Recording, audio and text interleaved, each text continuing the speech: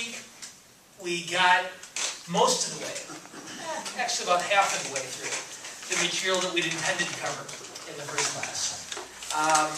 We did a pretty good job of getting through the discussion of candidate biography.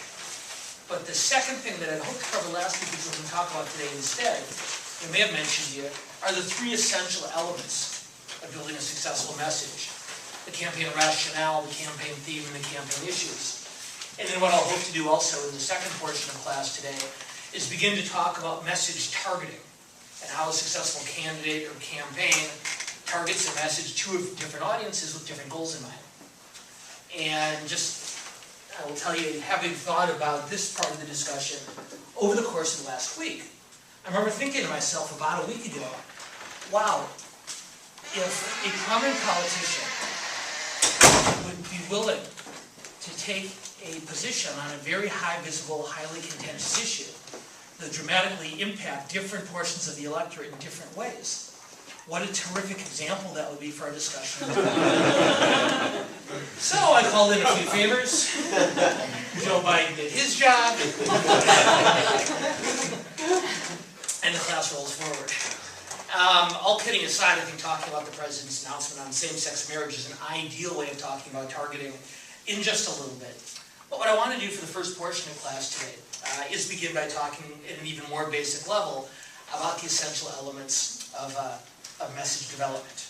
As I said before, there are three essential elements I want to cover today: the campaign rationale, the campaign theme, and the campaign issues.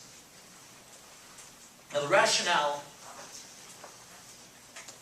is the most important of these three elements. And the rationale, as I think you can suggest by its name, is the answer to the following question: why are you running for office? I am running for office because ... I am running for governor because I want to create a better future for California's children. I'm running for Congress because I want to bring Midwestern values to Washington, D.C. I'm running for City Council because I want to do everything I can to provide a safe community for our families and our children. Now, first thing about the rationale, and it goes back to the discussion we had last week about campaign messaging, is the whole concept of short and direct and easy to understand messaging. And what that means is the campaign rationale is one sentence long. I am running for this office, president, governor, dog catcher, whatever it happens to be. I'm running for this office because ... and then you get to finish that sentence. And that's it. Now, if you're running for president, you get two sentences. But up until that one sentence, because you want to be able to encapsulate it in as short and simple and direct a way as possible, you want to be able to encapsulate the primary rationale for your candidacy. Now, what you may have noticed in the examples that I just used is I didn't talk about specific issues. I didn't say I'm running for governor because I want to fix California's economy. I didn't say I'm running for Congress because I want to provide a safe energy future for the country.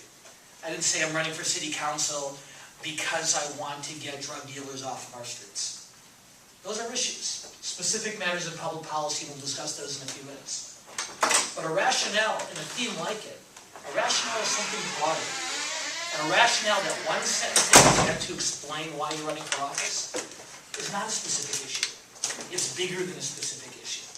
Think of your rationale as an umbrella that encompasses the specific issues that you're going to talk about in your campaign.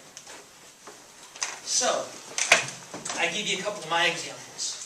Because, and again, just real quick before we go on with this, I want a good, effective campaign rationale should be directional. And it's something that should apply to any of the issues that you want to discuss over the course of your candidacy. But it's also something you should be able to apply to other issues as well. And so I gave you a few examples of rationales that I think are appropriate because they are that broader umbrella, the broader thematic approach to messaging, under which we'll fill in issues in just a minute or two. But I'll give you a couple of other rationales, a few other rationales. And my guess is you guys will recognize at least a couple of them. Now, these candidates didn't use my construct specifically. I'm running for this office because ... But with a little bit of reformulation, I think you'll be able to see how it works.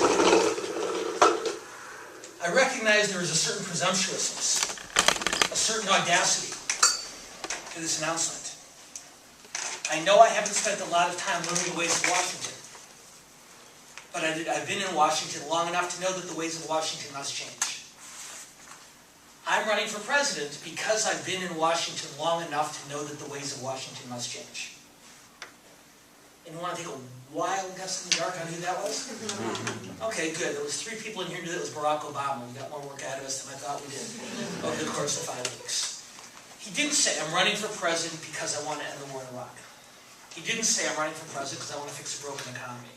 He didn't say, I'm running for president because I want to remake the nation's healthcare system in order to provide affordable health care to our systems. Now, he did say those things, but of course all of those are individual issues that fit underneath the broader rationale. So any issue that came up during the 2008 presidential campaign got back to that basic concept that the ways of Washington must change. So not a specific issue, but a really broad rationale. Give you another example, and you probably know who this is even before I read it. And he framed it even slightly differently. I'm not running for president to be somebody, but to do something.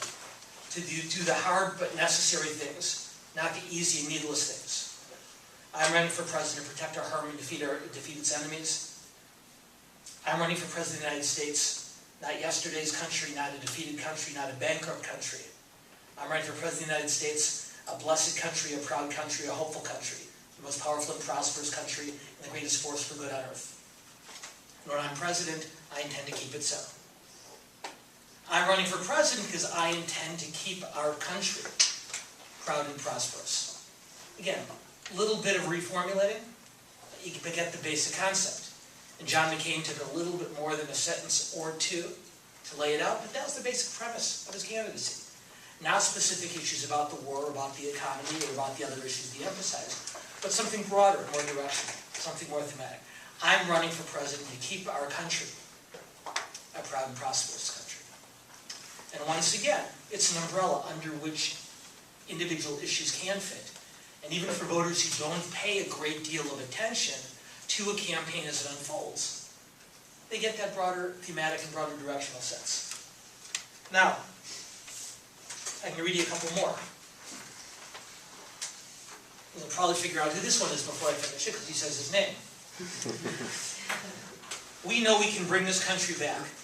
I'm Mitt Romney, I believe in America, and I'm running for president of the United States.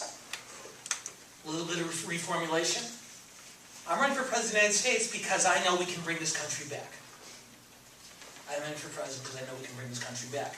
And whether you happen to support Romney's candidacy or not, that is a rationale that, like Obama's in 2008 and like McCain's 4 years earlier also, gives you a broader general sense of where he intends to go with his candidacy. Now, Obama this year is a little bit trickier. And in fairness, this is always a challenge for an incumbent running for re-election, because when you've already served in office, whether it's a term in office on the school board or on the city council, on the legislature and Congress, but certainly as governor or president of the United States, it's not as proactive an announcement. You're not only running on what you hope to accomplish if you're elected, you're running on what you have accomplished over the course of your time in office. So generally, rationales tend to be a little bit trickier for incumbents, but as you'll see in a few minutes, themes are actually a little bit easier. So I'm going to read you a few passages from Barack Obama's speech in Ohio and in Virginia a week or so ago, when he officially announced his re-election. And let's see if you can pick out something that you think can be reformulated is a rationale. He's just finished talking about something that Romney had said during the primary season, where Romney had said, and Obama was paraphrasing to a voter, "You're on your own." That's not how we built America. That's not who we are. We built this country together. We built this country together. We built railroads and highways, the Hoover Dam, the Golden Gate Bridge together. We sent my grandfather's generation to college on the GI Bill together. We instituted a minimum wage and worker safety laws together. We touched the surface of the moon, unlocked the mystery of the atom, connected the world through our own science and imagination. We did these things together, not because they benefited any particular individual or group, but because they made us all richer, because they gave us all opportunity, because they moved us forward together as one people, as one nation. That's the true lesson of our past Ohio, or that's the true lesson of our past Virginia, or that's the true lesson of our past California. I think you're getting an idea here. That's the right vision for our future, and that's why I'm running for president. So once again, Obama did it in reverse order, but with a little bit of reformulation, you get a sense of what that sentence or two is. I'm running for president because I know that we built this country together. So in the last two presidential campaigns, you get four pretty direct and I think pretty good examples of an effective rationale. Bigger than a single issue, but giving the voters a general sense of what the person's about, and to get back to the actual language, what it is they want, the reason that they're running for president. Now, I think what I'm going to do here before we go on to campaign theme is I want to stop for a minute and I want to ask, and I'll ask for volunteers. Several of you, maybe not all of you, but several of you put together short iterations of your biography since last Monday. What I'd like to do is ask a couple of you to read them. And then maybe what we can do as a group, without putting the pressure all on one individual, as a group, come up with a rationale that fits that candidate's biography. Because what I want to tell you before we do this, as I mentioned last week, that a candidate's biography is the foundation for their message. And what we're talking about today is what that foundation is built on.